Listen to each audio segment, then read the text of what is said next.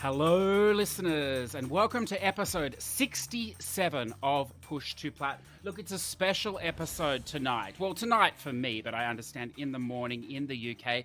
We do have three very special guests, three podcasters, in fact, from the UK. Now, their specialty is all things games. Yes, maybe like a tinge to the Nintendo and retro side, but their knowledge is unbelievable. So I know sometimes you listen to me, listeners, and you're like, yeah, I think CJ might be bullshitting us a bit here. Highly possible. But when I want to learn about games, I listen to these guys and their podcast. I'm of course referring here to R3 Cents. Now, I've been wanting to do this intro for a long time. We have Jonathan Dunn joining us today. He's joined by his childhood friend, Chris Dow, and his adulthood friend, Minty Booth. How are you today, Chris, Jonathan, and Minty? Good, thank you. Yeah, not too bad, not too bad. So I just, if we could just start, maybe just why did you start the show? Like, why did you decide to do it? I mean, for me, I think, Chris floated the idea to me about doing some sort of video game related podcast, and I know that he'd heard some things about, he'd seen something else about top 100 games and floated that at me. And the thing that really sort of struck me and why I wanted to do it is something I noticed kind of in the gaming community, certainly watching Twitch streams and listening to other podcasts and chats about video games, is there seemed to be a general sense that it's not cool to care about stuff. Like the amount of times I'd be watching somebody playing on Twitch and they'd be like, I died there, but whatever, I don't really care or whatever. And it's like, well, you do care. I know you care because you've obviously put in hundreds of hours into becoming good at this game and you're streaming this every day. So don't pretend like this doesn't mean so much to you, because, I love video games, and I know that Chris and Minty love video games, and I really wanted to do something that really just lent into that and go, no, it's fine to actually care about this stuff. It's fine to love this stuff. It's fine to actually come out and say, as a 30-year-old bloke or a bloke in their 30s, that video games is one of the best things in my life. I mean, yeah, I think that's it really. I mean, me and Jonathan met when we were 11 years old, on our first day of secondary school. And from then we bonded over games and, just video games generally. And we've been friends now for 22 years, which is 2/3 of my life. And over the years, like, we drifted in and out of kind of regular contact when we were at university or working different jobs or living different places, but we still stayed in contact through like having a love of games the whole time. And like you just said, Jonathan, it's like games are really mainstream now. Like, everyone knows video games, but having an interest or like caring about games is still quite a niche thing.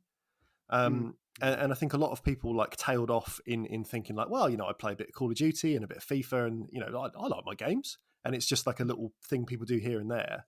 We're the saddos that still played weird indie stuff and were obsessed with Nintendo and loved talking about new hardware and everything else that was happening for years and years and years. And then obviously a couple of years back, we started thinking about this idea, and then you, Jonathan, said, oh, Minty might be interested as well, who I knew just tangentially from when we played Mario Maker together. And it's come together really well since then, really. Yeah, I like that. So, Minty, please.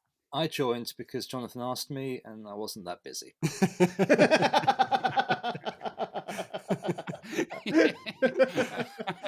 I like it. So Minty, I'm going to get you to elaborate here a little bit on your gaming history, if you would, your background. Wow. My gaming history. I can't remember how old I was, but I used to get a lot of hand-me-downs from my cousin. The first one was a Sinclair Spectrum 2, for little throwback for all the 40-year-olds out there. That was great. Cassette that could. Yeah, and I love that thing. It was just a keyboard that you put a tape in or a cassette in, and like it took about 45 minutes just to start loading. So you'd be having your own little lo-fi rave. Yeah, it was It was like the precursor to the modem sound. Fantastic. Loved it. Sorry to interrupt. Look, I just want to ask, though, this is a definite thing, isn't it? Because I know that my knowledge in this area is very, very weak. So it was called a Sinclair, was it? I'm going to look this thing up. This is fantastic. Yeah, well, Sinclair was the company. Like it was from Clive Sinclair was the engineer, and he. Clive. Clive. Classic inventor's name. Yeah. Charismatic. How many people have made it influence were called Clive? I mean... Yeah, so we met... Knight of the Realm. Oh, yeah. Yeah. Sinclair Spectrum was actually the first video games console in my household as well, but it was in the possession of my oldest brother, Graham, who's he's 9 years older than me.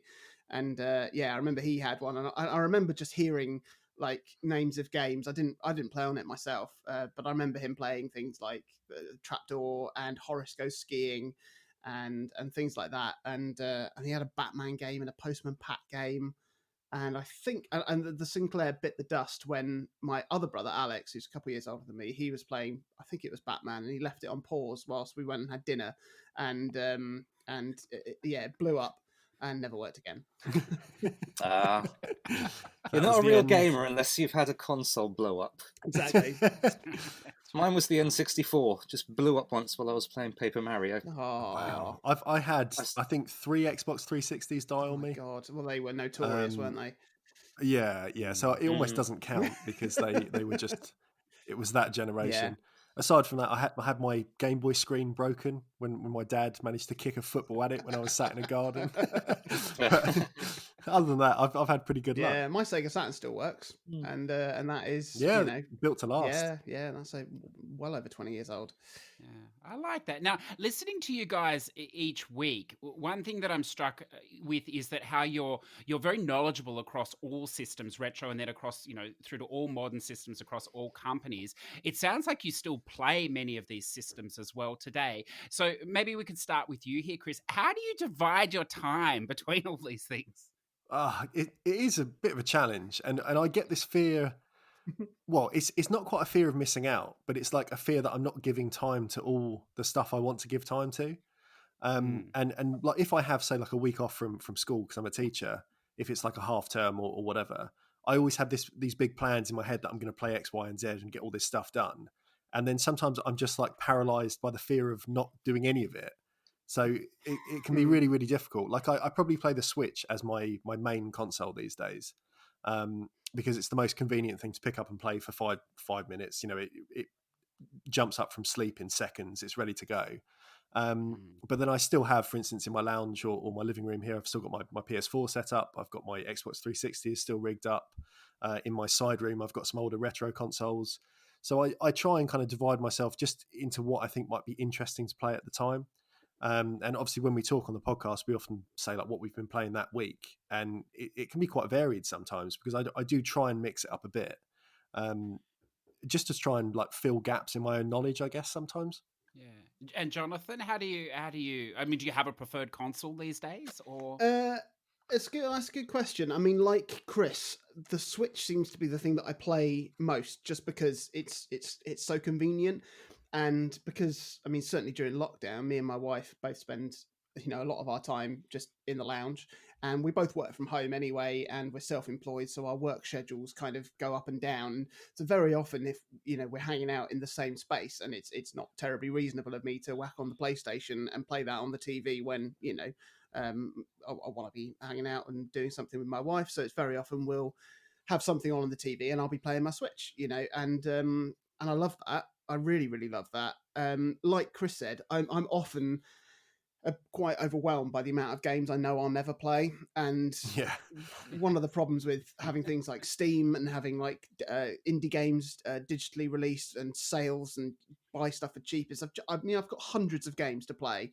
And sometimes, it's like Netflix. You spend more time looking for something to watch than actually watching something.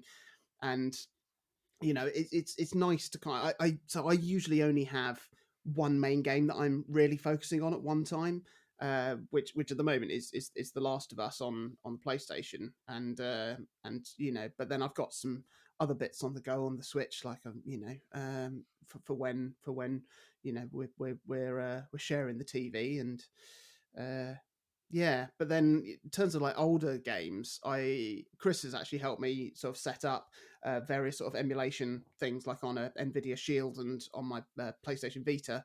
So I've got access to a whole bunch of retro games and stuff.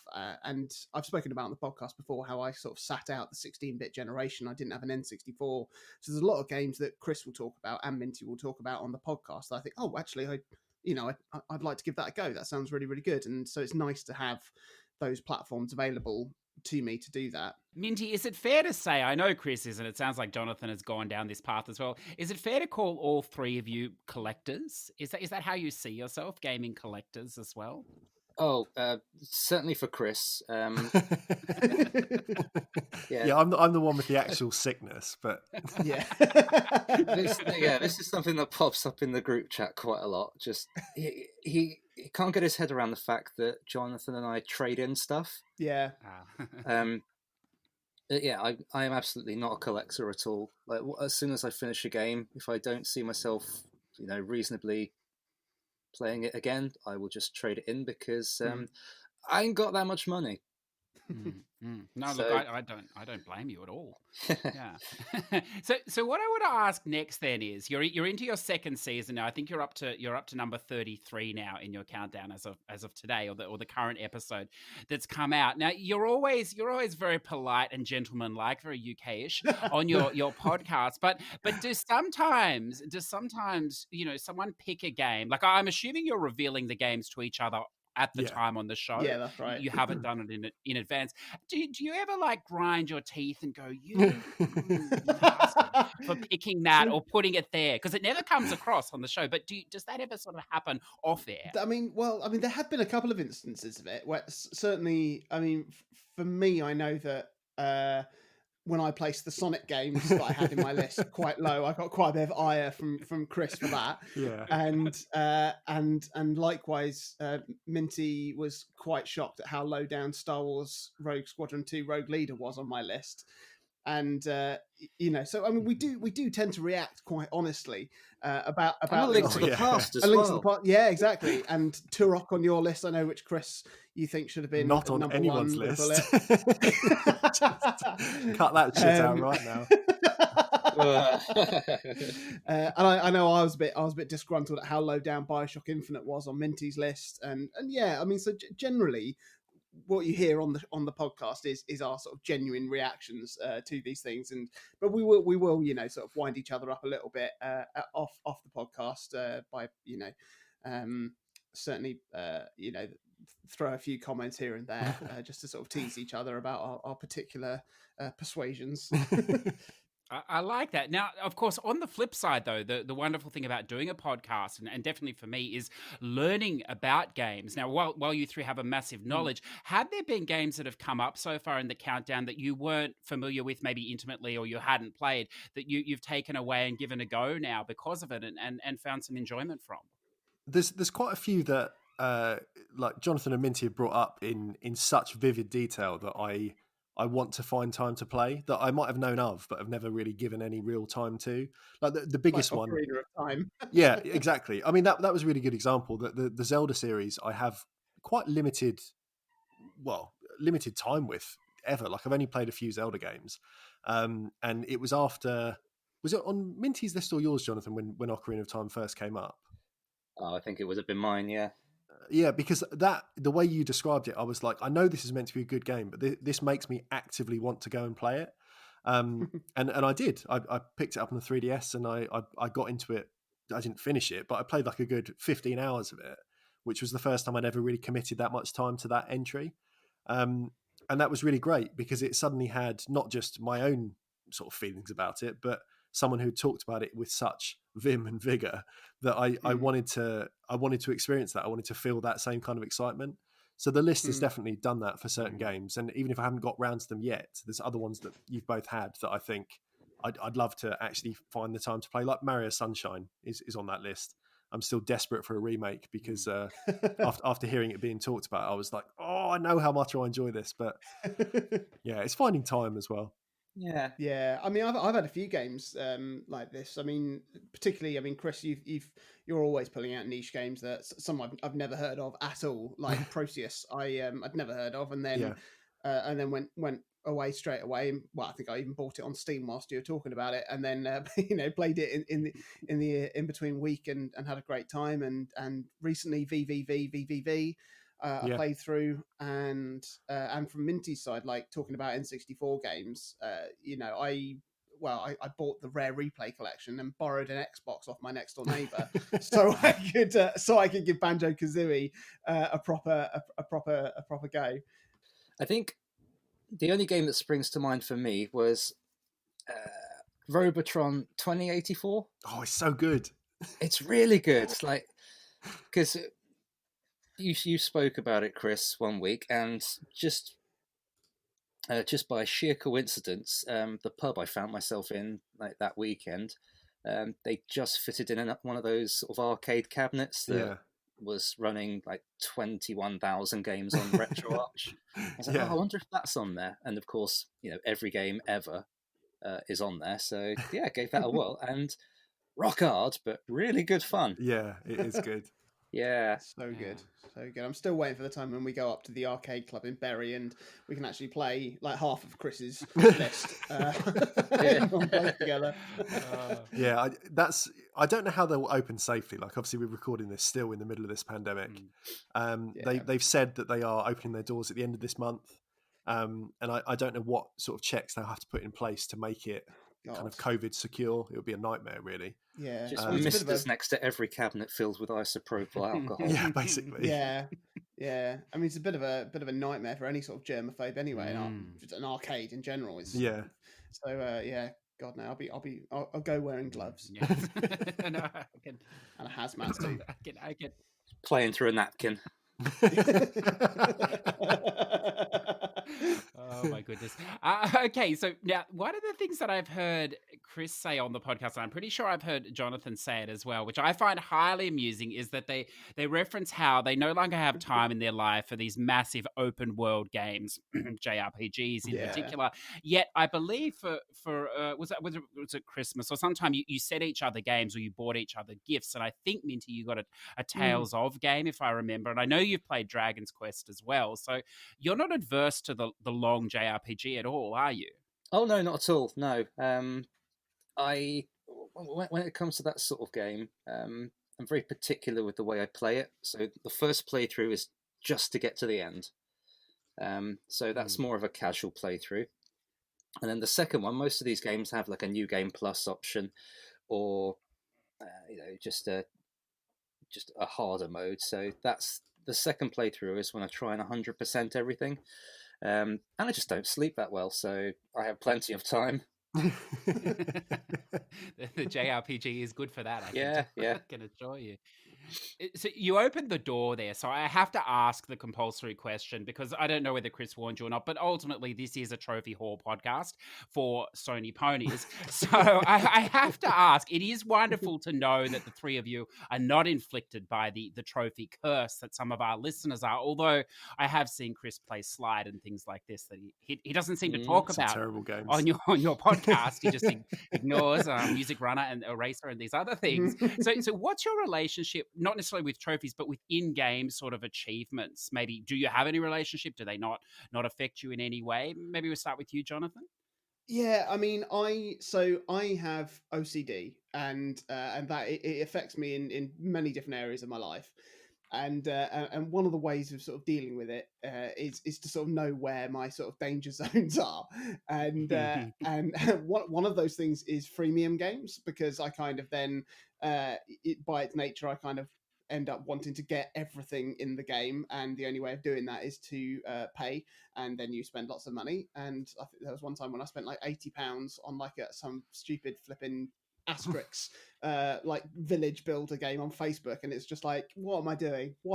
So I kind of have to be very careful with what I allow myself to play. And trophy hunting is again one of those things, and so I kind of made the definitive decision not to get into it, because I was like, if I start, then that's all I'm gonna do, I reckon. And even with like in-game achievements, I will, I'll have to be sort of fairly strict with myself, and sometimes it's a game is so fun that I don't mind like going back through it and playing it. Like recently, when I played through Ori and the Blind Forest, I had no problem in just playing that and then playing through it again and finding all the secrets because it was so fun. But then when I say I've got a game and I think, right, I finished the game, and then when I get that sort of sense that like, oh, I feel I should go and 100% it, then I kind of need to just kind of challenge it and go, no, do I really need to do that? Or shall I just trade it in? And that's one of the other reasons why I trade games in, is to kind of stop myself from going down that rabbit hole and just obsessively playing it over and over again to the when I'm not even enjoying it, just so I can say I've 100%ed it. So very often these days I'm more than happy just to play through a game, finish it, and move on. I like that. Minty, do you have a relationship with these sort of achievements, or do you just ignore them?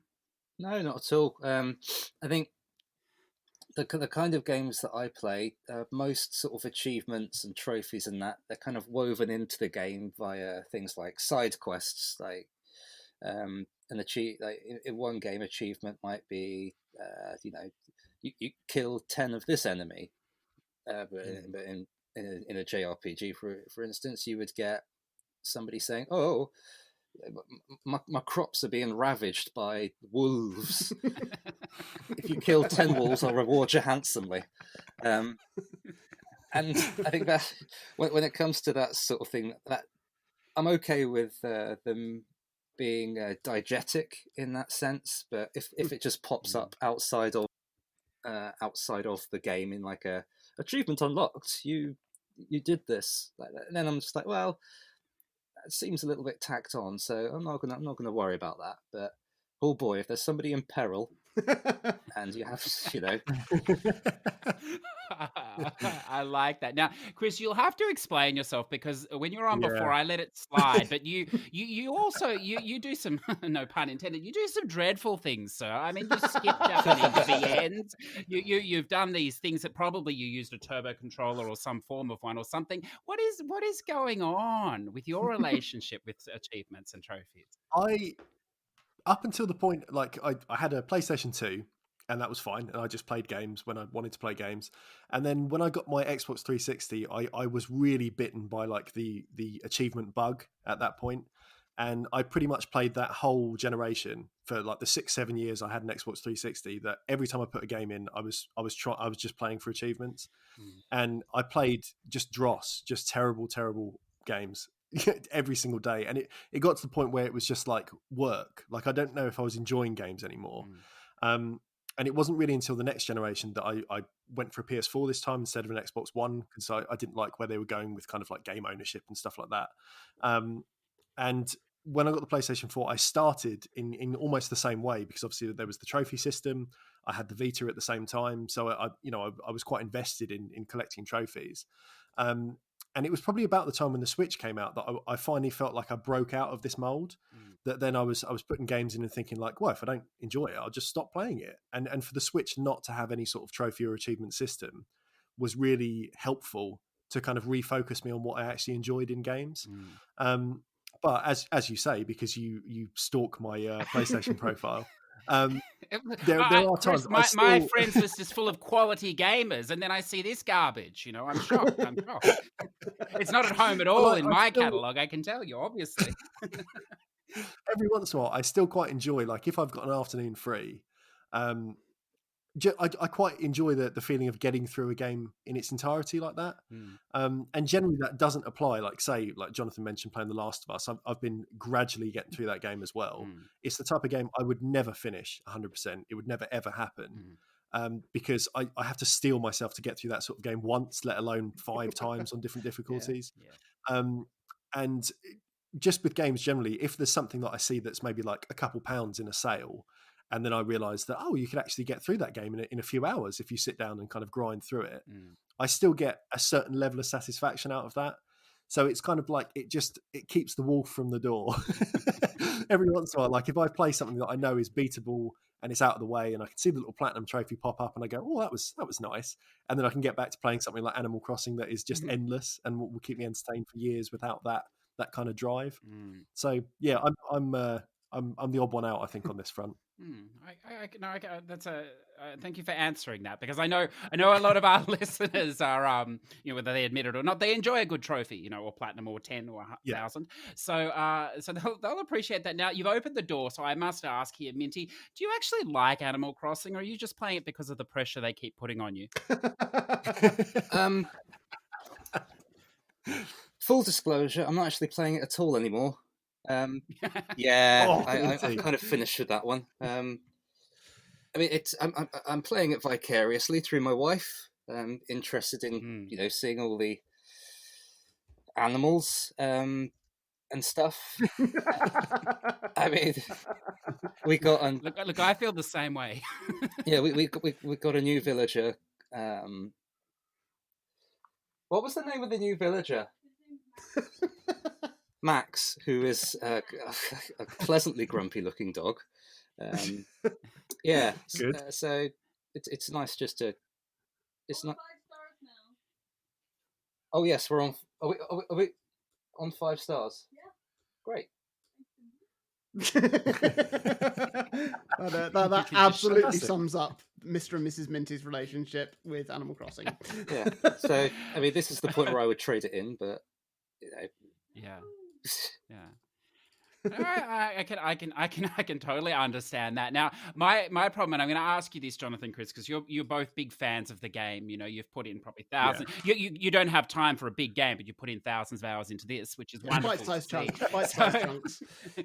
So for someone like me that is very, I don't want to say a modern gamer, but I'm led by the hand in my games, and I quite enjoy that. So, which is common in most of these games today, to be put into a gaming experience where you can just do whatever, and there is nothing. Well, I'm not going to say there's nothing to do. There's tons to do, but there's no fixed thing to do next. So what is that like?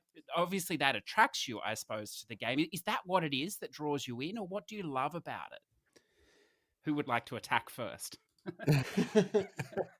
I mean, I think Animal Crossing, there's something about it that it's a very it's like a plaintive experience that it's just escapism. I think more than almost anything I play, Animal Crossing has always been escapism. And I've mentioned on our podcast a few times that Animal Crossing seems to always come out at a time where there is something challenging happening in my own life. So in the past, that was kind of the transition out of leaving college and trying to decide what I was doing with my life when I first got on the DS. Then when the 3DS edition came out, that was when I was doing my teacher training, which was the most stressful, grueling year I've had. And then this most recent one, obviously in the middle of a global pandemic, has been a good kind of salve to that, I think.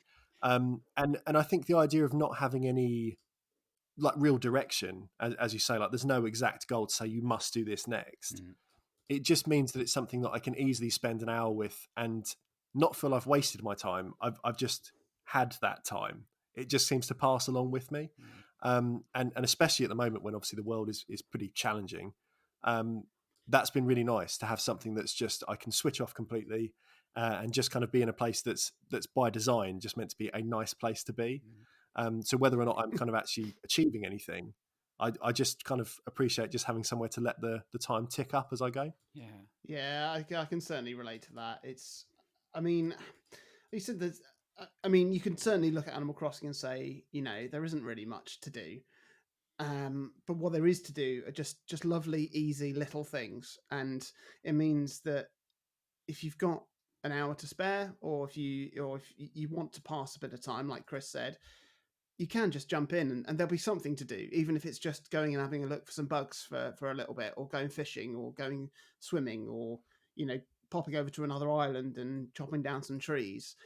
And there is something very, very comforting about the fact that you can have like a little daily routine in the game, but it's much, much easier to dive into than real life. It's easier to turn on the Switch, be on a lovely island with some cute characters, go fishing, find some money and some trees, catch some wasps, check the shores for some seashells. It's lovely. It's really, really lovely. And, it helps kind of, for me, certainly it helps actually kind of, I don't know what the word for it is, but like when in a time like this where it's very easy for days to blur into into another, and sort of passing without much sort of like identity to the days and the weeks and stuff. It's nice to have something you can just easily just check into every day, even if it is just for 30 minutes, an hour. And it's just it's lovely. You're making it. You're selling it like a utopia. It sounds fantastic. From that description. It is. I'll revisit it again. I'm sure there'll be weeds and God knows what everywhere. But I'll give it another go. Now, one of the great things I love about talking to podcasters, well, aside from the fact, listeners, that they can talk, as you've noticed, which is fantastic, but they also they're very ambitious. They start off with a show and then they build out, and they do more and more and create more and more content, which is wonderful. And the three of you have now sort of moved into videos as well, and into YouTube as well. You're putting up some great content there. Now, I know, Chris, you've done, I've watched a few of your things. They're like almost little series, if you like, things. And I know you're doing one on Tetris as well. Would you like to share a little bit about that? Yeah, I mean, I think the main reason I started making these videos was, again, because of lockdown. Like, suddenly I had a lot less work to do. And one of my friends very nicely said I could borrow a computer that they had kind of laying around because I didn't have a decent PC to use. And I kind of shoved some RAM in that, bought a capture card, and then thought, oh, maybe I could actually make little videos about games. And I think part of that, like I think I mentioned last time on the podcast when I was with you a year or so ago, that us being in the age group we are, like anyone kind of in their 30s or early 40s, like this sort of age group, has basically lived through gaming's whole ascendancy from kind of like year dot onwards. And as much as I love film and TV and music and all these other kind of mediums, they're just so large that I don't ever feel like it's possible to have a handle on everything and what's going on. Whereas with games, I'm not saying I know everything in the universe. I do feel like I've got a pretty good working knowledge of gaming history, like where it starts, what games have influenced what, where certain genre tropes and mechanics started and how they've developed. And I think the YouTube stuff has been a way of trying to like impart some of that stuff that's just kicking around my head instead of just having this knowledge of Tetris bounce inside my brain daily. and I mean, with the Tetris series, it's called Hard Drop, and it's just a series about kind of weird either official Tetris games or Tetris spin-offs or games that have definitely been kind of inspired by Tetris. Just because it's a genre that I really love. It's a game in particular that I really love. And it's been fun to kind of like research these odd games that either I might have known about or not played too much, and just try and pick them apart a little bit. And at the same time, hopefully get a little bit better at basic video editing as well. Yes, yeah. Now, look, I know, Jonathan, you cheat here because you're a professional, video editor, so it's not really fair, with us amateurs here. But anyway, I'm going to take a dig. I had the wonderful privilege this morning of finding your channel and watching Chris suffer through some Super Mario Maker, I believe, and then I listened to your latest episode this afternoon and heard you talk about it. So I'm building up in my mind that you're a bit of a sadist. Do you enjoy inflicting the punishment on your fellow co-hosts in your level design? I mean, there is a certain element of that, but and it's certainly something that dictated how I designed levels, certainly in the first Mario Maker game, and how I started making levels in Mario Maker 2 was it was my sole intention to be like, yeah, let's just see if I can piss these guys off. Like I wanted them to get really wound up by making stuff that was actually unfair, and I've said many times in the in the podcast about how I like games that are challenging but not unfair, because because it's nice to play a game and fail and find it hard, but know that it's your fault and you can get better and you can overcome that.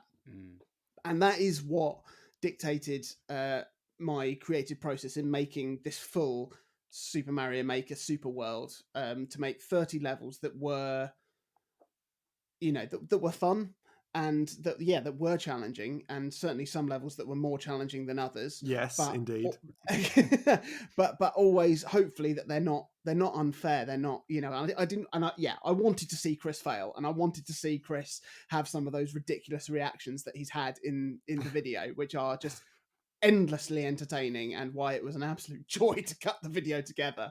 But also, I hopefully Chris enjoyed it as well, and when we had a period of playtesting of the levels, which started out as us, the first attempt to try and capture it, to try and capture Chris playing it, and I sort of realised there were some holes here and there that weren't quite right, and the levels weren't working quite how I wanted, and so that process then turned into playtesting the levels, and it allowed me to see where some of the weak points in the level designs were actually unfair. It was just mean, and revisit them.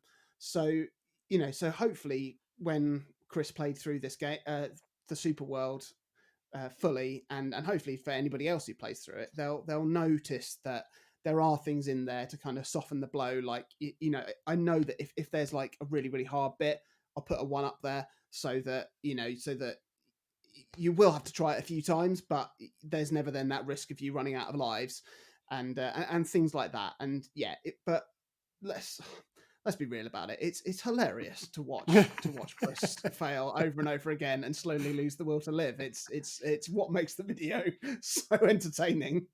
I think, like you say, it was really fun overall. I will definitely say I really enjoyed my time doing it. In total, I've probably played through the whole thing like 2.5 times, I'd say. Like the playtesting time, the levels I went back to because I enjoyed and I wanted to try and get a world record on, and then the full run through in kind of the finished product. So I've played it quite a lot. And it was fun, and there were stages that made me want to just put my head through the TV. But overall, I got through it all, and 99% of the time, if I was making an error, it was my fault. It was, occasionally the game might have like its odd little eccentricity just because of how the Mario Maker engine is. But for the vast majority of the time, it was just that I was doing something incorrect, that I kind of lost my focus and lost my head. So yeah, it was a good experience, and people should, if they have a Switch and Mario Maker 2, give it a go. The level code is on the video on YouTube, so people can access that if they wish to. That's a fantastic thing. One of the things I love about gamers is the fake anger, where it's like, oh, I died. Oh, look at that, how silly, and then the real anger that follows, a minute or two later. And there definitely was some of that in that video. It was a joy. It was a joy to watch. Now, if we could touch maybe just a little bit on what you're playing at the moment, if you're happy to share across any systems, any games, of course. Minty, would you like to share some stuff with our listeners? Yes. Okay. Cool. At the moment, I am currently. I'm waiting for the new Paper Mario game to come out. So I'm enjoying just a quick, gentle playthrough of Skyrim again, or at least just a casual one. Just a casual, going into some caves, going into some dungeons, exploring some caves and some dungeons. Exploring some dungeons, maybe some caves here and there. And this time, instead of just defaulting to a stealth archer, like I'm sure 99% of whoever plays Skyrim does, I'm trying a magic-only run. So that's proven to be a challenge because I accidentally power-leveled Conjuration and Illusion, which means that everybody's a little bit tougher than I can beat with my fireballs at the moment. Rookie error. Yeah. Oh, what was I thinking, Chris? What was I thinking? That's fantastic. That's a beloved game in our community. In fact, now it sounds like you've played it many times before, but we've had a couple of listeners recently that have actually played it in VR, the version, which would terrify me, a game that size in VR. Is that something you think you would ever be interested in? I think, Jonathan, you have it on VR. I had it in VR, yeah. Yeah. Traded so quickly. It's like you said, CJ. It's overwhelming. It's not a game that's built to be a VR game. It's very shoehorned, and it wasn't. It was quite cool to see it, and to to experience it, but then also it wasn't practical. I mean, the only enjoyment I got out of it was by was I gave the headset to a friend of mine, a guy called Steve, and he's really, really scared of heights, and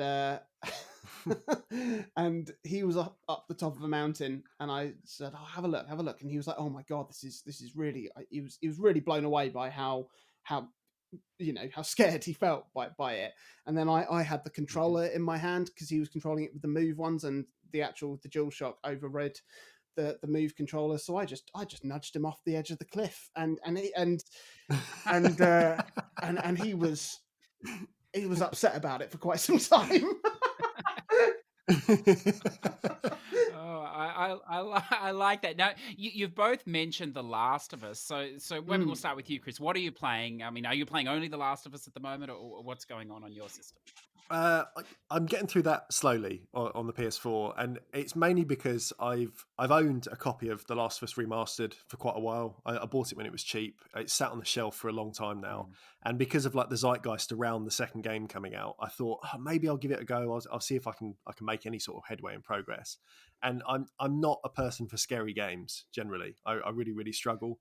But The Last of Us generally, if someone is in the room with me, I'm okay to this point so far. And I think it's because the encounters in that feel more like they're stealth puzzles as opposed to like constant jump scares. And I appreciate that, because it means that if I die, I don't know, it seems like telegraphed enough that I'm like, well, okay, I messed that up, so next time I'll try a different approach. As opposed to other games where sometimes I get so freaked out by being killed by zombies or whatever it is that I just turn it off and I never play again. And so far that hasn't been the case with The Last of Us. So I'm about 3-4 hours in probably, and are gradually making progress. The other game I've been playing with my girlfriend Georgia is a game called Alice Madness Returns on the 360. Oh yeah, God. American McGee's Alice. Yeah. And the only reason I picked this up, again, I had it in a box. I never really thought about it much. When we moved in, Georgia had brought her game collection as well, like her small pot of games. And I've basically been going through to think, okay, where are the doubles that we can either send to a charity shop or put in a pile for later or whatever, and found out we both had a copy of Alice. And I said to Georgia, like, is this something you've played? Like, what's it like? And she said, oh, it's really, really good. Like, it's really stylish. It's got like a really nice kind of feel to it. And it's decent. It's like a third person action adventure. The combat is a bit like kind of Zelda with Z targeting, essentially. It's got like a nice steampunk sort of gothic style that retells Alice in Wonderland in like a more dark and creepy way. And it looks really good, despite the fact it is a game that's probably over 10 years old now. Like, blown up on a big 4K TV, it still looks solid. And we've been kind of picking through that just like an hour here and there in the evenings, and that's been a lot of fun, actually. Perfect. That's a classic game. I remember I loved the first American McGee's Alice, and and I've got Madness Returns as well, but I think I didn't get too far into it, but it's fun that you're playing that. Give it a blast. I like that. And Jonathan, what have you got in circulation? Well, likewise, Chris, I'm playing through The Last of Us, and I got The Last of Us Remastered, the first one it was like a PlayStation Plus game included on that, and that's been sat there for quite some time. And I know I've criticised on the podcast before games that are kind of a bit more like interactive movies than games, and that was kind of my reservation about playing it, because the game felt quite restrictive, because it needed to put certain things in place so that story beats and emotional beats happened at the right time. And my first reaction to playing it many years ago was that it was just a bit I didn't like that, but once the story gets its hooks into you, it doesn't matter. Like it doesn't matter, like any of those sort of things, and the gameplay is good. Like it once you sort of get used to sort of how it works and that sort of restrictive nature of it, how like, you know, it will for some reason, you know, well, for seemingly no reason, stop you running at a certain pace or using certain items or using certain actions because it needs to, you know, because you're playing through a story beat and it needs to do something. Once you kind of don't care about that because you're just really hooked on the story, then it doesn't really matter. And but I'm having a great time, really good time playing through it. It's you know, it's a weird time to be playing a game like that because you know there's obviously some parallels to the real world, and I was saying to Chris and Minty, like my wife's pregnant, and we just found out that we had a little girl. We're having a little girl the day the day I started playing The Last of Us, and I was like, oh God, what am I doing? Well, absolutely, what the hell am I doing?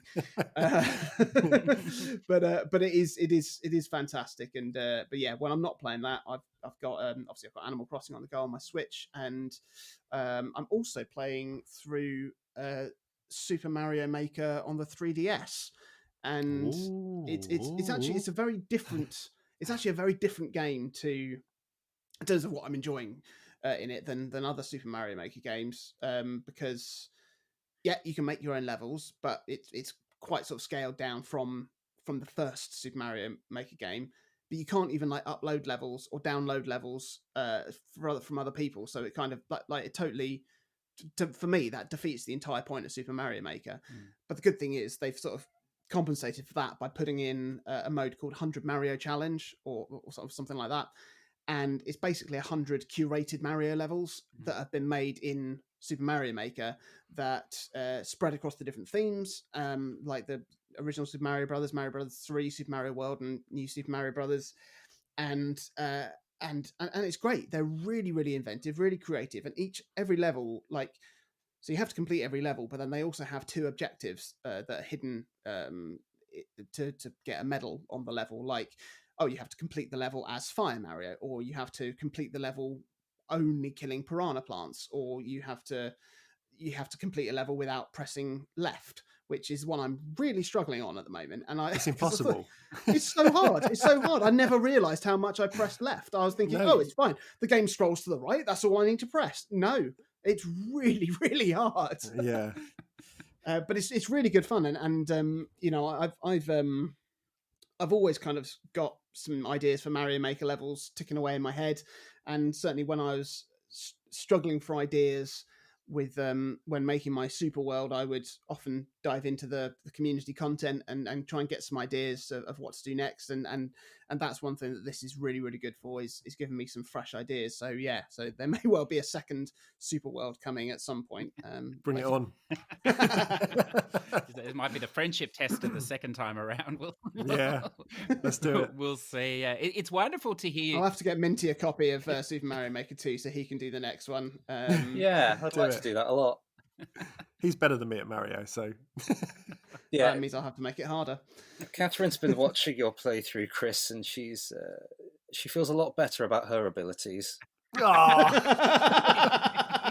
You're copying it from every side today, sir. God, this is just a sass from every angle. I'm getting myself a capture card in the next couple of weeks, and I plan to record myself playing through it just as a comparison piece. A deathless run. It won't be deathless, but I reckon I can probably do it fairly swiftly. I don't know, Chris. I think he's a pretty good video editor. It may appear like a deathless run to all of us. Yeah, this is it. We shall. I'll have to do it live. I'll have to do it on Twitch then. Yes, I think Yeah. I think that's fair. That's the only way of doing it fair. Yeah, all right. I like that. Now I'm gonna beg your indulgence here, guys, if I can. One of the things you do at the start of every episode is you have a quiz that starts you off. I know it's highly competitive between you, Chris, and Minty. I was rooting for Minty today because I think, well, I'm sure you're perhaps ahead in your recordings, but in the episode that came today, you had the chance, I believe, to draw even with Chris, and then he got you with a Monster Hunter World question, which nobody knows anything about that game anyway. No, and look, I would have said cat too, because that's the only thing I know in that game. But a pig, who would have thought? So unfortunately, you're still retaining the lead, at least for now, I suppose, Chris. But I thought, your podcast is based on the top 100 games, or your favorite 100 games, if you like, each that you're going through. High quality games or whatever else. So I thought, well, it would be far more interesting to do a quiz that's reflective of the content on this show. And of course, that would be the top sort of worst games, if you like, ever released. So I thought, we won't just go with the top 10 worst games or whatever. I found a lovely list here put together by Ben Gilbert in 2018. So there are no games after 2018 on this list. But What it is basically is it's the lowest ranked games, critically ranked, not user score ranked. So Last of Us 2 will not appear here. Critically acclaimed ranked on this thing. And I thought, we'll just have a bit of a go. So what I'll do is I'll give you the year of release, if you like. I'll give you the developer. I'll give you a little review quote of the game from one of the publishing houses or review houses, and then just the plot summary as listed on Metacritic, and then the platform, if you like. So some of these are harder than others, but we'll just have a go, and we'll see how we go. So I thought the first one or two quite easy. I know Jonathan, may not have a lot of ability in quizzes. Well, I'm not sure. We'll find out. So if we want to give him, one of there's a reason I'm the quiz master. I'd be losing miserably if I was taking part in the quiz. Definitely. Well, let's see how we go, because I'm definitely at home in these janky sort of games. So you'll have to lower your standards here for a little while to join me. So we're going to start here with the number 41 worst ranked game here. It was released in the 11th of July 2005. It was developed by Backbone Entertainment, High Voltage Software, and Digital Eclipse. It's no wonder it was bad with 3 developers. So the review quote comes from Game Biz, and it says here, they said in their review, the musical score of the game will get on most people's nerves within the first 20 minutes. It had a critic score of 26 out of 100. Now the summary here, with the game name removed: step inside the magical world of... Based on the feature film directed by Tim Burton and the classic Roald Dahl book, the game allows players to explore deep inside the factory and play the beloved story as... Jonathan? I'm assuming that's Charlie and the Chocolate Factory. Indeed, it is. Yes, for PS2, GameCube... I didn't even know there was a game of that. No, I didn't either. There's a Charlie and the Chocolate Factory game. Goodness there me. is, yes. Wow. Maybe one to avoid. Okay, let's move on. So now the 14th worst game, I suppose, ranked here, released on the 21st of February 2014.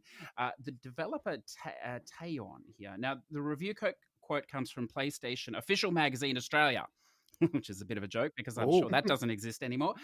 Now, their quote was, "War." Now, this is another easy one, so we'll give Jonathan a little head start here if he needs it. War may be hell, but it's not as bad as this ugly, unbalanced, short excuse for a rail shooter. A 23 out of 100 for a critic score. So the Metacritic summary was: name of game puts player in combat boots and takes them on an action-packed adventure through the iconic action sequences and story arcs of First Blood, First Blood 2, and... it's the Rambo game. It's the Rambo game. Yeah. I guess my only saving grace in this is the fact that so many bad games are movie-based, and I am a movie buff. Yes. Well, therein ends the easy games. So now we'll move into the more challenging ones. Number 11. The toughies.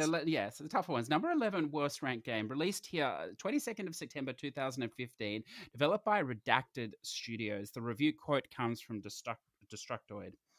In the words of Samuel L. Jackson, what kind of fucked up, repugnant shit is this? I usually hold off on telling people not to get an episodic game until more of it is available. But even after playing the first volume, I can say with authority, do not get this game. Critics score 21 out of 100. Now, the summary here, this is a tough one. Head out on a journey of redemption driven by bittersweet revenge. The saga of... something continues, but this time follows the path of Kuma, one of Afro's closest childhood friends, on PS4, Xbox One, and PC. I'd never heard of this game. No idea. Some dreadful blaxploitation game. Yes. What year was it? 2015. 2015. 15. Episodic. I don't have a clue. Yes, I'd never heard of it. I really don't know. This is an episodic. I don't know. The Afro appears in the title, although I don't think that's going to help you. Was there an episodic Afro samurai game? Oh, perhaps it will help you. there was indeed. Have you heard of these games, Chris? Afro Samurai 2, Revenge of Kuma, Volume 1. It's an anime series that Samuel L. Jackson does a voice for. But I didn't know. I knew it had one game that I think was an action game. I didn't know there was like a story-based episodic one that came later. Yes. Dreadful, I hear, but who can say? Well done. That was one of the tougher ones, I think. Next one is one of my personal favorites here. Release date 11th of June 2015. Developer Pure FPS. So critic score of 19 out of 100. So listeners, we're really getting into my territory now. The Plat revolution is alive and well down here, I can assure you. The review quote by the wonderful Jim Quisition, so you know it's going to be of value. This game is ugly in every sense of the word, not just visually, though it is about as attractive as an anus in an eye socket. Oh. It is both inside and out. It's the consummate fraud that hides behind a recognizable name to deliver interactive poison. Wow. So, unsurprisingly, wonderful turn of phrase there. So the plot summary: a dire curse has shrouded the town of Lorwich in an unnatural darkness as monstrous hordes emerge from beyond the realm of nightmares to sow chaos on the lands. As one of 4 heroes, you must battle the minions of Cthulhu with the force of arms and the power of illumination, only for PC. Is this an Alone in the Dark game? It is. More, please. Oh God, no! That's where you Lorwich rang a bell. The only Alone in the Dark game I've played is the Game Boy Color one, which is absolutely. I mean, it's utterly unplayable. So it could be that. It could be, which I think was just Alone in the Dark, the New Nightmare. But I think it was all right actually as a main release. But it's a PC. Is it only Alone one. in the Dark 4? Not 4. Oh, I don't know any of the Alone in the Dark games, so I thought that would just be Alone in the Dark a good number. 3. Well, I don't think it's a numbered one. No. It's Alone in the Dark Illumination. I never heard of that one. I assume this is a spin-off, yeah. So, unfortunately, Jonathan, I can't give you any points for that. I'm sorry. That's fine. That's fine. So close. It's tough. It's tough here, you know. Number 7, the 7th worst released game, July 7th, 2008. So we're getting closer to your areas. Developer Pronto Games. The review quote, Nintendo Gamer Magazine from the UK. Oh, okay, Nintendo. They said here, there's more fun to be had in reading instruction manuals for toasters than playing this game. The critic score was 18 out of 100. Now, the plot summary, this is a tough one, I think. Race along in distinctively unique something races, the name of the game, that can be personalized, customized, and modified with in-game images and vehicle parts. Gamers control as they try their best to smash into their opponents to steal upgraded parts on the fly in the title's innovative crash and grab gameplay. Featuring several game modes and a variety of track types, including outrageous stunt tracks with loops and jumps, multiple difficulty modes and control schemes, racing power-ups, weapons, and head-to-head multiplayer. Racing offers plenty of fun for gamers of all ages and experiences, only on the Nintendo Wii. Oh, God. I mean, those... Is it like a Hot Wheels game? Yeah, I mean, there's thousands of utter drivel on the Wii. It could be anything. I mean... Wasn't there like a Keith Chegwin game even on the Wii, which would probably mean nothing to you in Australia. Well, I mean, it could be anything. It could be anything, just like arse racing or like. You're not far off. So I don't know. Yeah, just who knows? Who knows? Well, I wonder if you've heard of this. It's called Spogs, SPOGS racing. No, Spogs. No, never ever heard of Spogs. That's Spogs are they're the sweets, aren't they? Is it to do with that? Like they're a licorice all sort. Are they? Yeah, they're the ones that are covered in like little sprinkles. Like that must be a Welsh thing. No, I'm sure that's there. I mean, again, this is going to be very niche to the UK. I'm sure. Spogs is the type of in licorice all sorts. You get those ones that obviously they're licorice and they're covered in like blue and pink, like sprinkles, like hundreds and thousands, like really little ones. They're called Spogs. And you're claiming they're called Spogs? I'm sure they're called Spogs. Yeah. You're asserting that they're called I'm Googling Spogs. it right now. Right, hang on. Spogs. Somewhere in the UK now, listeners, an older gentleman is laughing that he told Jonathan as a young child these things were called spogs. They are, and he's lived his whole life believing this. There we are. They are here. Barrett Spogs. I'm No. putting a link in the chat here. I refuse. There you go. You can buy them on Amazon. I'm going to buy them and send them to Australia. That is fantastic. So look, Spogs Racing It's nothing to do with the game though. I'm assuming it's not like a Bertie Bassett's racing That's game. what the wheels are. Look, I mean, that would be great. I would play that. That would be a good car racing game. Sort of, tuck shop racing. I look forward to hearing your review on that later. Then on R3 Cents, that'll be wonderful. The number 5 worst rated game, release date the 3rd of March 2017. The developer here, Poisoft, a critic score of 17 out of 100. The review quote from Pocket Gamer in the UK. It says here, an absolute travesty of an experience that should never have been allowed onto the eShop in the first place. Ooh.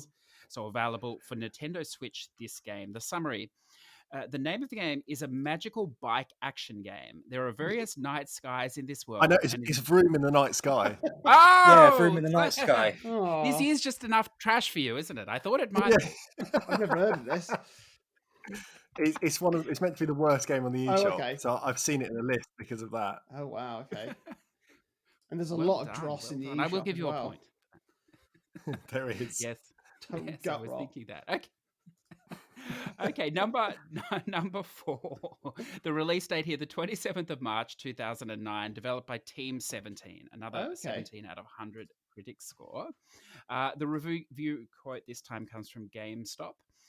Mindless, repetitive gameplay and a truly atrocious sense of humor help something live up to its name. It's a total bust. This is definitely a Jonathan. This is Leisure Suit Larry, box office bust. It is. Oh, Minty, you hero. Very good.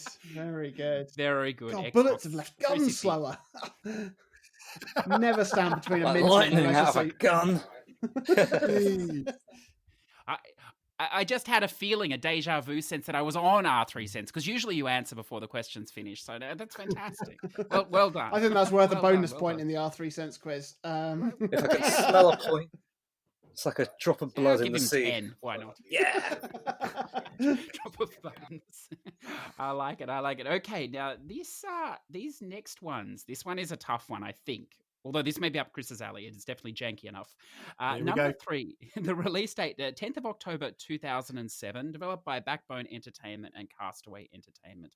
Another 17 out of 100 rating.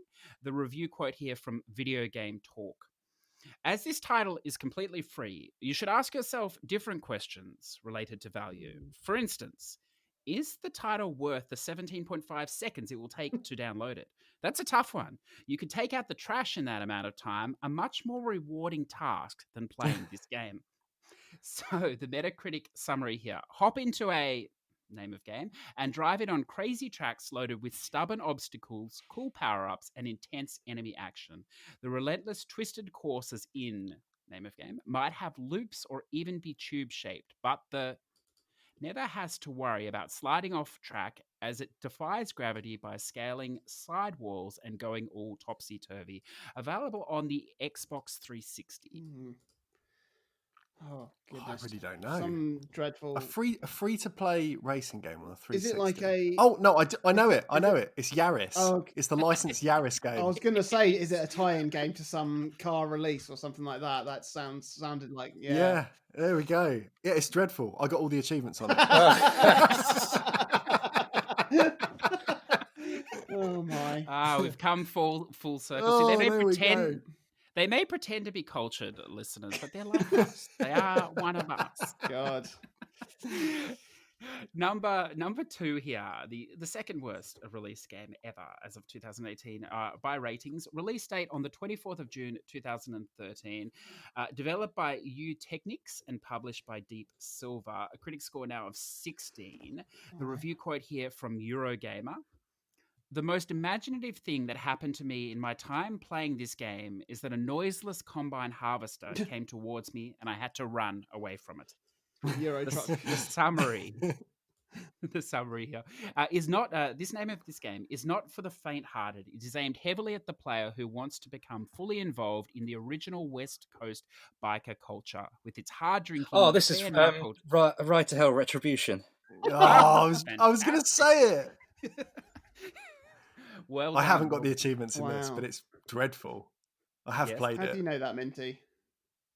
Because that is it's a fantastic series, Let's Play series by the Men Drinking Coffee. Ah, there we go. Yeah. Oh. I thought that was Minty was going to say it because it's my second favourite game. Because I was the one that developed it. Oh. Oh, that's it. All by myself, can you tell? I like it. Now, this last one I think is going to be very, very tough. Well, I would have thought because it is on the Nintendo Wii U. So Console that we all had. Okay. Three of the only people ever. So a release date of the 30th November 2012, developed by Artco Limited. The review quote here from Nintendo World. The name of this game is a mess. It makes a promise it can't keep, assaults your ears with annoying voice acting, and sucks all the fun out of owning a Wii U. It is the coal under the tree that is the Wii U. Oh. The summary here. The name of this game brings home wacky and wild competition for kids of all ages. Oh, some sort of party game, some sort of... Yes. Family party, something. Can you... Family party.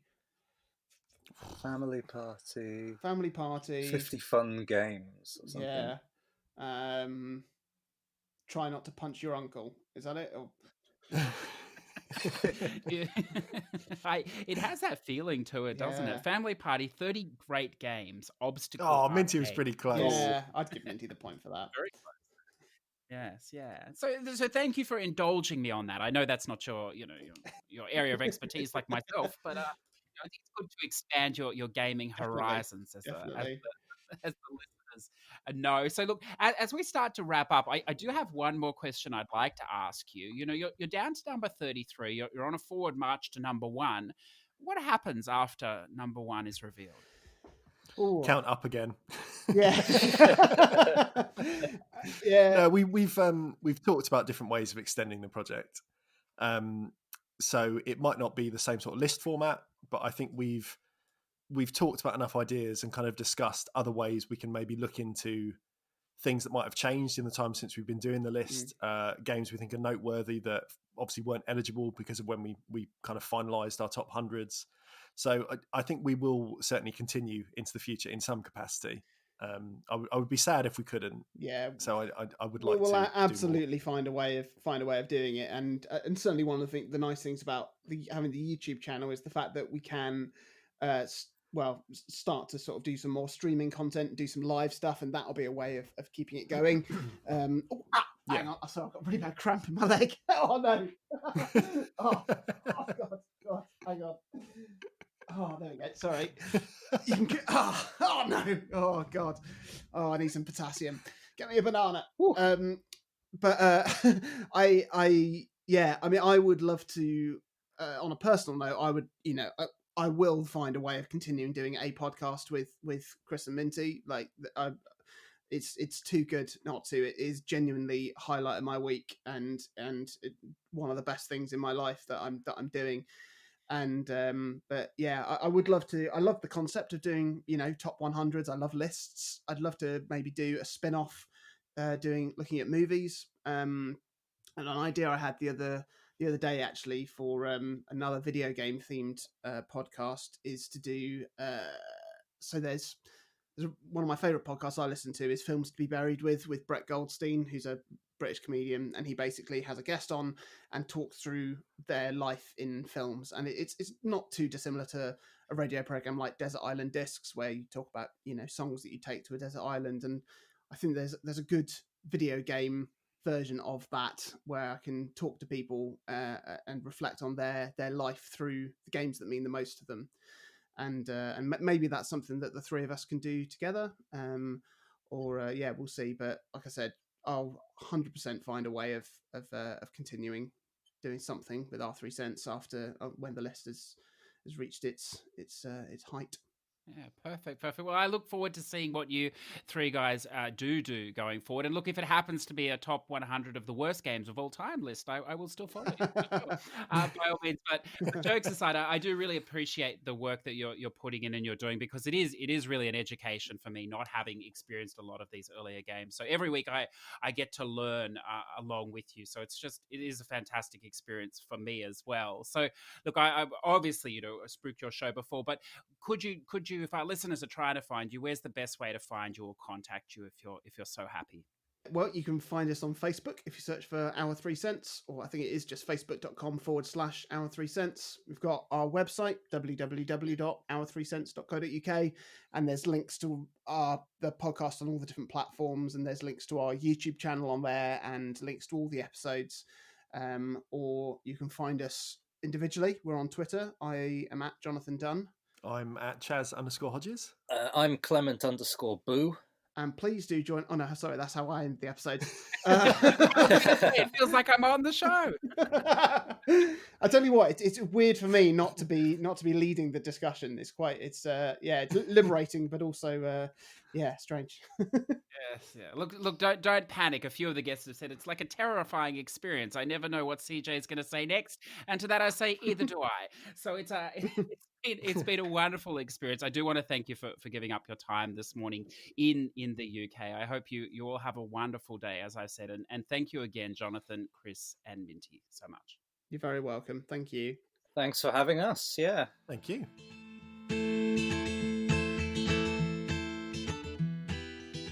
So listeners, now it's time to check in with you via our Push2Plat Platinum Club shoutouts. Remember, if you too want a shout out for all your hard work, if you want to share what you've been playing, what you've been platting, or what you've been completing even on the Xbox, you can do so via the PlayStation community on the PS4, the free to join community, or in the Discord via the thread. So why don't we start off today? And first off the rank, we've got Scottish Nub on a Xbox completion for us this week. It's lovely to see, sir. 1,000 gamer score completion on TMNT, the Teenage Mutant Ninja Turtles game. Wow, that is a throwback, isn't it? That's fantastic. I'm getting flashbacks now to my childhood almost. That's fantastic, sir. And then also the Need for Speed Most Wanted 1000G completion on the Xbox. That's a massive completion as well. I'm assuming that has all the DLC as well that the PS4 version did as well. So that's a fantastic effort. I remember those license plates well. Next up, Vigilant Crow, number 28, Don't Starve Together. And he's written here, being a heavier guy myself, I felt exceptionally prepared for this game. That's fantastic. I don't know anything about that game, but I like your sense of humor, so it's wonderful. Mr. Tam is back. Number 85. Oh, it's a massive one. Number 85, Minecraft. Congratulations, sir. You're finally free of that thing. Well, for now.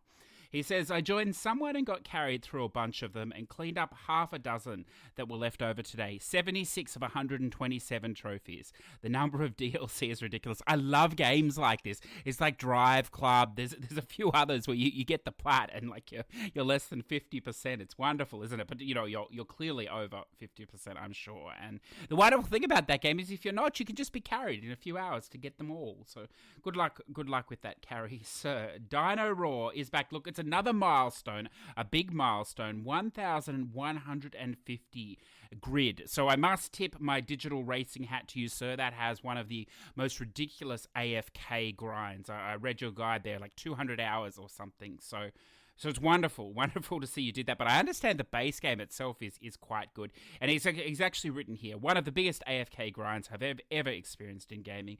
A minimum of 125 hours needed for the plat, but only about 25 of them were actual playing. AFK method for the miles grind will take you around 200 hours and is all detailed in my guide on dex.exe. Dex.exe. I hope I got that right there this time, sir. A fabulous racing game spoiled by the Around the Globe trophy. The irony is, listeners, my copy of Skater XL has literally just arrived as I'm putting this to get this last bit together now, and I noticed that there's an Around the Globe on a skateboard. So who knows what that actually involves? But if that's just hilarious, isn't it? So there you go. We might be able to beat that 200-hour grind with like 2,000 hours if that is actually true on a skateboard. But we'll see what happens. Boston George is back, and it's another big one too here. Number 174, Death Stranding. When Pokemon break out of hell, they destroy the planet and try to eat a Mega Man suit-wearing Norman Reedus. Fight through hell itself to deliver PSPs, pizzas, and Metroidvania game cartridges to ungrateful Amazon Prime customers. Throw in a really random segue with Conan, and that's basically the descriptor of the game. It's a strange game, isn't it? I'm sure I hope you enjoyed the story, Mr. George. I don't know if you'll have enjoyed the cleanup so much. It was too much for me, I think. It's very monotonous. And I read some stories there of you having a little troubles or, a little bullshit where they failed on you or something for no good reason other than Kojima was trolling you, I suppose. So, look, beautiful game, though. I wonder if the whole Plat experience was worth it. I hope it was. Redbeard Rick. I'm sure we're going to see this game come up a lot in the next few weeks because every Sony pony under the sun is basically creaming their pants over this. So it's wonderful to see that Rick gets in early, gets a clean set on. Number 182, Ghosts of Tsushima. What a game. That's all you can say. It's a game. Congratulations, sir. Number 183, Maneater. What he doesn't say is that I don't think he enjoyed this experience very much. I think there was many things, including a lock-on feature that he didn't like, and I would love to hear your thoughts on that final fight, Rick, because I imagine if that was annoying you early on in the game, that must have really got your goat at the end of the game. And number 184, Arcade Classics Anniversary Collection. This is a pretty good collection. I'm going to say it's a Capcom collection, I think, from memory as well. And it's a little tough there. There's one there. Is it Scramble? Scramble? I think it's Scramble, where it's pretty tough to complete and get that score. So well done, sir. I think I'm correct there. That's a fantastic achievement as well. Renichi, number 157's Aliens Colonial Marines, and number 158, Ghost Recon Future Soldier. Look, they're both very tough games, my understanding is, and he's actually gone on to say, my top 5 rarest trophies are all now sub 1% plats. Feels good. Well, that's a fantastic achievement, sir. I can understand. What you probably don't know about me is none of my rarest plats are sub 1%. In fact, none of my trophies, I think, are sub 1%. So, look, I can't imagine the feeling you have when you pop a trophy like that. It could be similar to popping any sort of plat, I suppose, but it must be more, I suppose. It must just be a rush of sub 1% joy, I think. So that's fantastic. Congratulations to you. It's definitely valid. Zuche, number 42, Assassin's Creed 2. Congratulations. I didn't look if that was on the PS3 or the PS4. If it's on the PS3, it's massive because I think that has the online stuff, which you probably had to do earlier. I don't know if the servers are still open, but if it's the PS4 one, very enjoyable. I've done at least one of those, I think. 3 Spooky 5U, both ultra-rare completions, 100% completions for him, 100% Iconoclasts, and 100% of Battle Islands. Both took numerous years, so I'm assuming these are like massively grindy 100% games as well by that percentage, so congratulations, sir. We then have a Squarehead, number 60, Super Bomberman Remastered. I tell you what, today is the day of the AFK trophy, isn't it? The crazy grind. What a journey. If there's a game with a longer AFK trophy, I will have a crack at it. Let me know. Shout out to Fertz for showing me the way of the turbo. Well, that's fantastic. If nothing good else is good has come out of Super Bomberman, the fact that you now harness the power of a turbo controller is good enough, I think. That's wonderful to see. Wonderful to see. There's many plats now waiting for you there, sir. Azura Von, number 55, Mega Dimension Neptunia 7. The journey continues. He's really getting into these games. George would be excited by that, probably nobody else, but, that's wonderful, so congratulations. Furt My Undies, number 84, Super Street Fighter 4. That's a skilled game, so what can we say? He's obviously a skilled gamer. Congratulations. Number 85, Ghosts of Tsushima. Part of the crowd. Well done, sir. And then finally, we have to end with this one because, look, she was disappointed with the game, probably pissed off the whole way through, probably wishes she'd never listened to a recommendation, probably won't in the future. And, of course, this is the wonderful Eigenspacer guest from a few weeks past, number 120, Nier Automata, which is probably the greatest JRPG, if not one of the greatest games of all times. But as she's gone on to say, the first CJ recommended game that I haven't enjoyed. I'm shocked. 9S.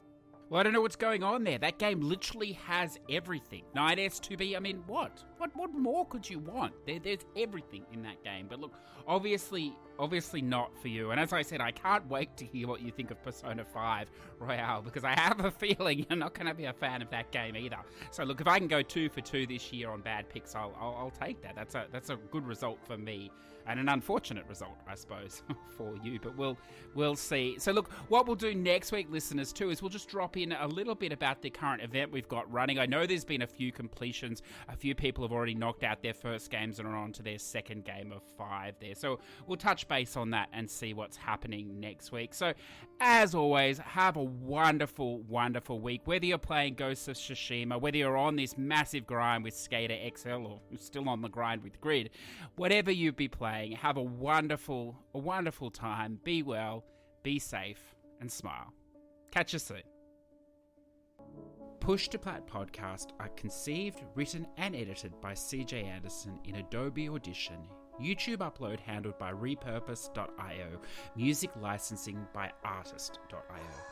Push2Plat would like to thank our Patreon producers Zador VP, Redbeard Rick, T-Bird, Olcero, and Ready to eBeg. Without your support, this show would cease to exist. If you would like to say hi, jump into the Discord in the show notes or on Twitter at Push2Plat. If you're interested in supporting the show, then jump on Patreon, the Push2Plat Patreon, where you can find more information on how to support us and allow us to continue to bring wonderful guests and topics from around the world. Yeah.